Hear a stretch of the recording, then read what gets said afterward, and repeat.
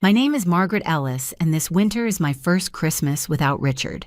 We were married for 48 years, and until last March, I thought we still had more time, more mornings with coffee in the kitchen, more evenings when he'd fall asleep halfway through a movie. But life didn't ask me.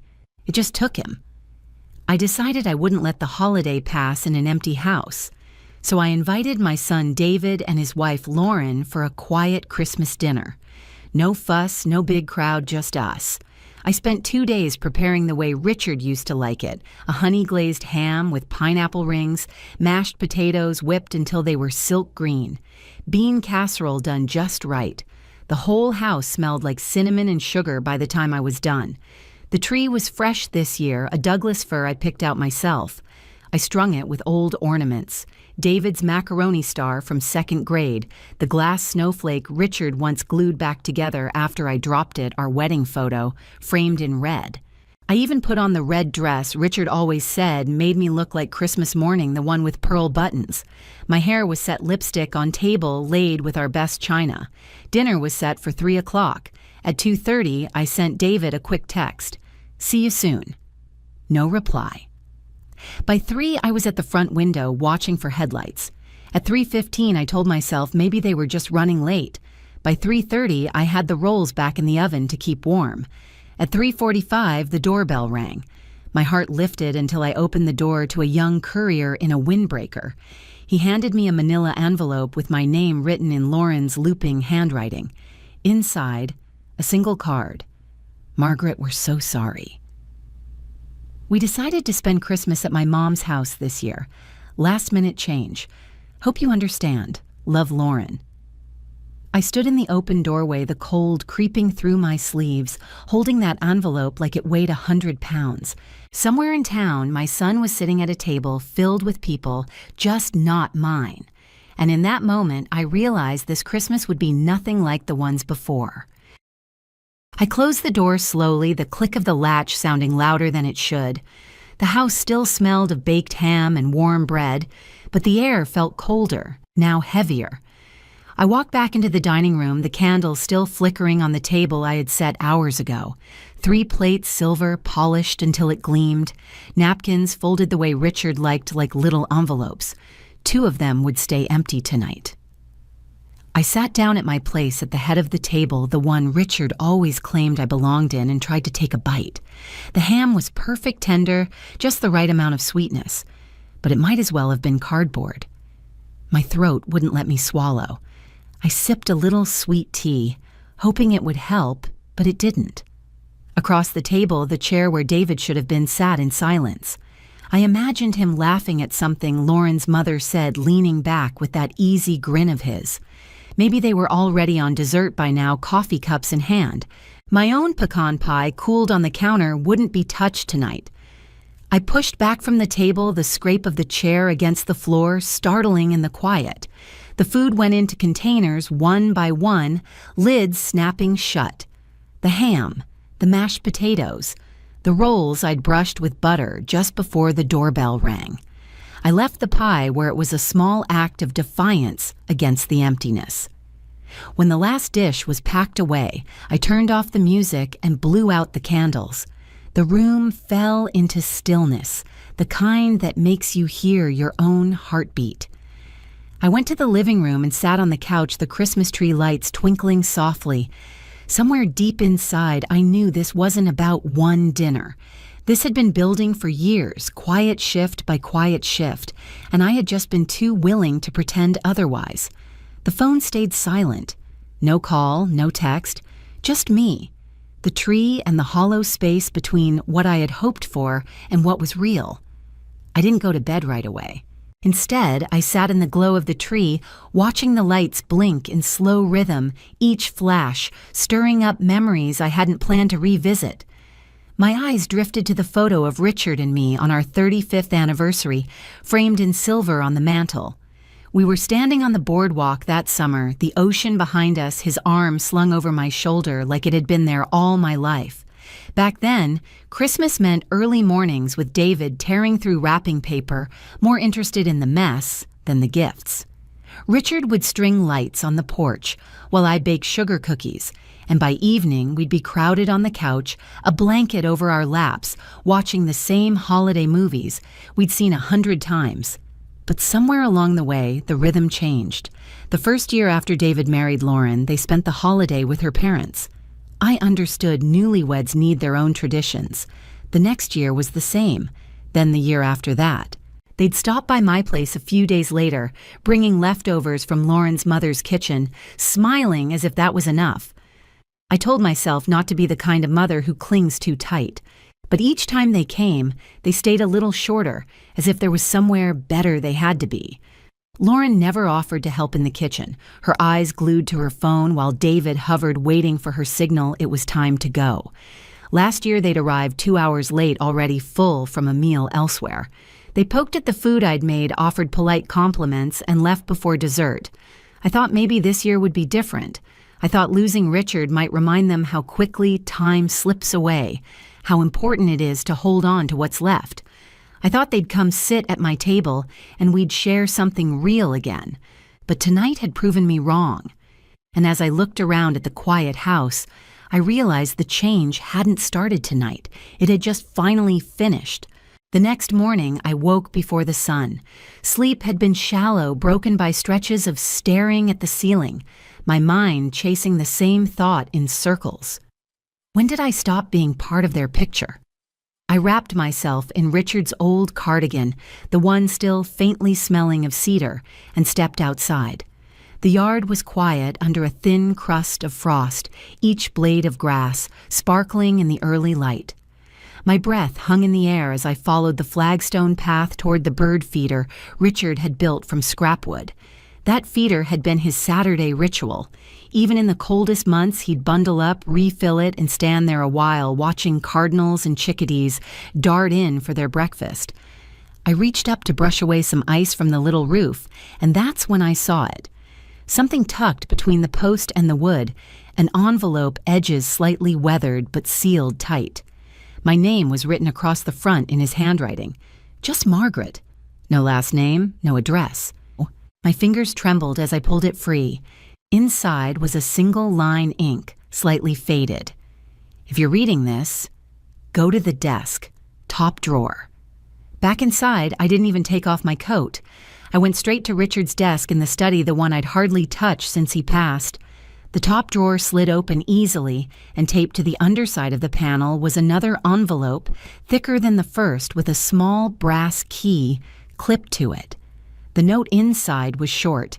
If they ever shut you out, this will make sense. It's yours. Always was. You just didn't know it. Beneath the note was a folded legal document, a deed with my name on it. The address was unfamiliar, somewhere in the hills outside Rutland. I'd never heard Richard mention owning another property. I sat there for a long moment, the key heavy in my hand. Whatever this was, he had planned it for me, and something in my chest told me it was time to find out why. By mid-morning, I had a small overnight bag packed just a change of clothes, my wool coat, a flashlight, and a thermos of coffee. Richard used to say you should always carry more than you think you'll need just in case. I slipped the brass key into my pocket and set the address into my GPS. 42 minutes, it told me. 42 minutes to a place my husband had kept secret. The drive took me through winding back roads lined with bare maple trees, their limbs black against the winter sky. Snow clung to the ditches, the kind that refuses to melt until spring. When I turned off the main road, the gravel crunched under my tires, leading me down a lane with no street sign. At the end sat a small cedar-sided house with green shutters and a stone chimney. Smoke wasn't coming from it, but somehow the place didn't feel abandoned. I climbed the porch steps, the wood creaking softly under my boots. The key slid into the lock as if it had been waiting for me. Inside, the air was cool but clean, faintly scented with pine. The first thing I saw was the living room and the photos. Frames lined the mantel above a brick fireplace, Richard and me on our wedding day. David as a toddler, our family at the lake one summer. Some of those photos I hadn't seen in years. The furniture was familiar too. The quilt from our old guest room, the coffee table Richard had refinished one winter when the shop was slow. In the corner stood his favorite reading chair, the cushion slightly indented as if he'd just stood up. On the coffee table lay a folded note. "This is yours if they ever forget who you are." I sank into the chair, the paper trembling in my hand. He had built this, not just a house, but a refuge, a place where I was still seen, still known. And for the first time in a long while, I didn't feel like I was on the outside looking in. 2 days after I found the house, my phone rang with a number I didn't recognize. Normally, I would have let it go to voicemail, but something nudged me to answer. Mrs. Ellis. The voice was warm, measured. "My name is Thomas Harris. I was your husband's accountant." I sat down at the kitchen table. "Yes, Mr. Harris. I hope I'm not calling at a bad time. Richard left me with very specific instructions to contact you only if circumstances changed, if something didn't feel quite right with the family." He paused, as though giving me space to speak. I thought of the envelope from Lauren, the empty table. "Things have changed," I said quietly. "Then I think we should meet." The next afternoon, I found myself in a small office above a bakery downtown. Harris was older than I'd expected, late 60s maybe, with silver hair and clear blue eyes. He greeted me with a firm handshake and pulled a slim black folder from his desk. "Richard was a prudent man," he began. "5 years ago, he moved a portion of his retirement into a separate trust in your name only. It's not tied to the family accounts." I frowned. "I didn't know about this. He didn't want you to until you needed to. There's roughly $700,000 in it now, plus another $80,000 in a private savings account. Both are yours alone." I sat back stunned. "There's more," Harris said, sliding several photocopied emails across the desk. "Your son contacted Richard multiple times asking to restructure assets for easier management. He also implied you might not be able to handle things on your own in the future." The last page made my hands tighten. It was a copy of a check withdrawal, $15,000 from my joint account, my signature forged. The funds had gone to a property in New Hampshire under Lauren's name. "Richard confronted them quietly," Harris said. "After that, he began moving assets where they couldn't touch them. He wanted you to be protected." I left the office with the folder pressed against my chest, my pulse steadying into something new resolve. I pulled into my driveway just as the sun was dipping behind the rooftops. The air was sharp, the kind that nipped at your cheeks and made your breath visible. That's when I noticed a dark SUV idling across the street. David's. I stepped out of my car folder, still in my hand, and walked up the porch steps. Before I could get the key in the lock, I heard footsteps behind me. Mom. David said, his hands shoved deep in his jacket pockets. I turned. "David?" He gave me a smile that didn't reach his eyes. "We need to talk." I opened the door just enough for my body to block the entrance. About what Christmas, he started glancing toward the SUV where I could see Lauren's silhouette in the passenger seat. Things got busy. Lauren thought it'd be easier to spend it at her mom's this year. We didn't want to hurt anyone's feelings. "You could have called," I said evenly. "I know, and that's on me." He shifted his weight. "Actually, I wanted to ask if you needed help with Dad's accounts.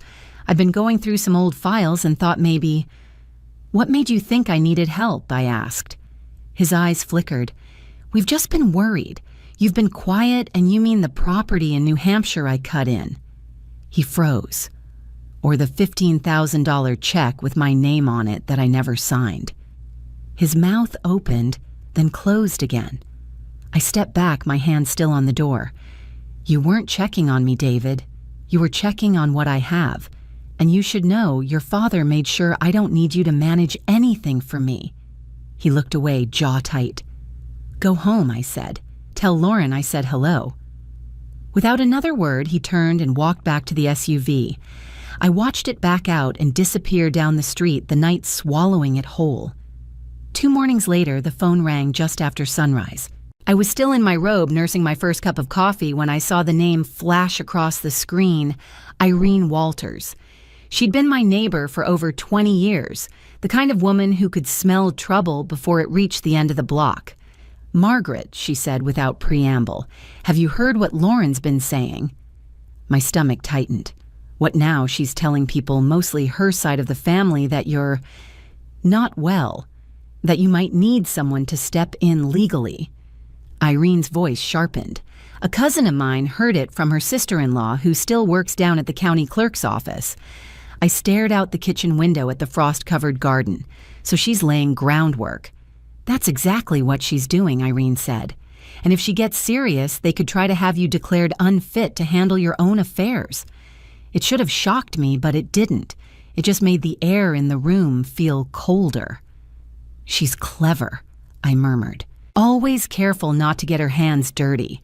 Not clever enough to think you'll just roll over, Irene shot back. I'll be over in an hour. We're putting this in writing. By 10 o'clock, she was at my kitchen table with a laptop, a folder of legal templates, and a loaf of her cornbread. We drafted a formal statement, clear and firm I was of sound mind, fully capable of managing my own life, and any attempt to challenge that would be met with legal resistance. We included a signed statement from my doctor dated just last month, attesting to my mental and physical health. At the bottom, in my own handwriting, I added, I am not confused. I am not unstable. I am simply done, being treated like an afterthought. When we were done, we sent certified copies to both David and Lauren.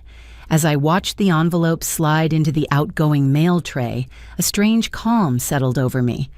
I wasn't just defending myself anymore. I was closing the door they'd been trying to wedge open for years. A week later, on a quiet afternoon, there was a knock at my door. I wasn't expecting anyone, but when I looked through the window, I saw Thomas Harris standing there, a small cardboard box in his hands. I hope I'm not intruding, he said when I opened the door. Richard gave me this the week before he passed. He told me not to hand it over until I thought you were ready. I stepped aside to let him in. And you think I'm ready now? He gave a small, knowing smile. I do. We sat at the kitchen table. The box was about the size of a shoebox, taped neatly, my name written across the top in Richard's steady handwriting. I didn't open it until Harris had left. He said it was something personal, meant for me alone. Inside was a dark green leather journal, edges worn smooth from handling. On the first page in his handwriting, Richard had written, "If you're reading this, it means I didn't get to say all this out loud. So here it is. All of it." I turned the pages slowly. The first entries were simple, what he'd cooked that day, a joke he'd heard at the hardware store, a memory about the summer we took David to the Grand Canyon. But as the months went on, the tone changed. He wrote about his worries, not about dying, but about me after he was gone. He'd noticed David pulling away, how Lauren made him feel like visiting me was an obligation instead of a choice. He wrote that I was the strongest person he knew, but that strong people sometimes hide their hurt too well. Halfway through, one entry stopped me cold. If you ever find yourself sitting at our table in that red dress waiting for someone who never shows, remember it's not because of you. They left, but you are still here. And you are still enough. I closed the journal, holding it to my chest. The house was quiet, but for the first time in months, it didn't feel empty. 1 year later, Christmas morning dawned with a pale gold light spilling over the hills. The cedar house smelled of cinnamon and roasted sweet potatoes. In the kitchen, music played low while I arranged pies on the windowsill to cool. This year, the guest list was different on purpose. A few women from the quilting group in town, a young couple who'd just moved in down the road, and 3 kids from the church art program who had nowhere else to go today. People who had said yes without hesitation when I invited them. By noon, the driveway was filling with cars. Laughter and voices trailed in through the open door as coats were hung and hats tossed into the basket by the stairs. One of the boys, 8-year-old Oliver, ran straight to the tree and pointed. "You got real candy canes, that's the only way to do it," I said, smiling. The table was full within minutes, every chair taken, every place setting used. Irene was fussing over the gravy, insisting it needed just a pinch more salt, while someone passed around fresh rolls. Conversation flowed like it hadn't in years, crisscrossing the table with stories, jokes, and the occasional burst of singing when a favorite carol played in the background. At 3 o'clock, Right as we were pouring coffee, the mail arrived. On top of the stack was a cream envelope with my name in David's handwriting. Inside was a simple card, "Merry Christmas, Mom. Hope you're doing well. David and Lauren." No apology, no invitation, no mention of last year. I slipped it into the drawer beside the fridge without a word. Looking around at the full table, I felt no emptiness, no ache in my chest. This was a different kind of family, one built not from blood alone, but from people who showed up. Outside, snow had begun to fall in soft flakes, catching the glow from the porch light. I thought of Richard's journal of the line he'd written about being enough and realized I finally believed it.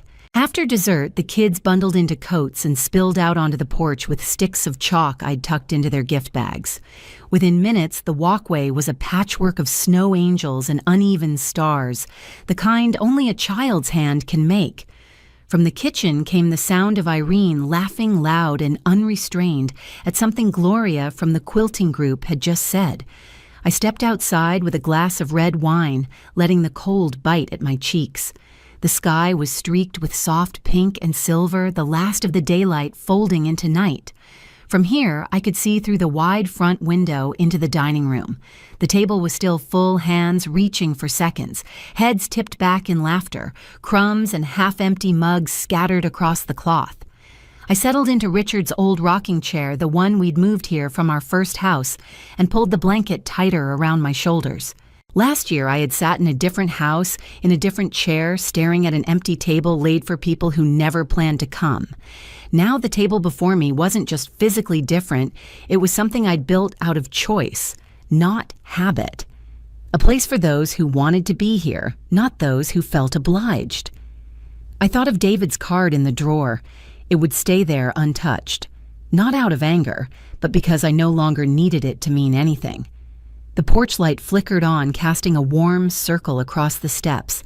Somewhere inside, someone started humming Silent Night, and others joined in their voices, carrying out into the cold air.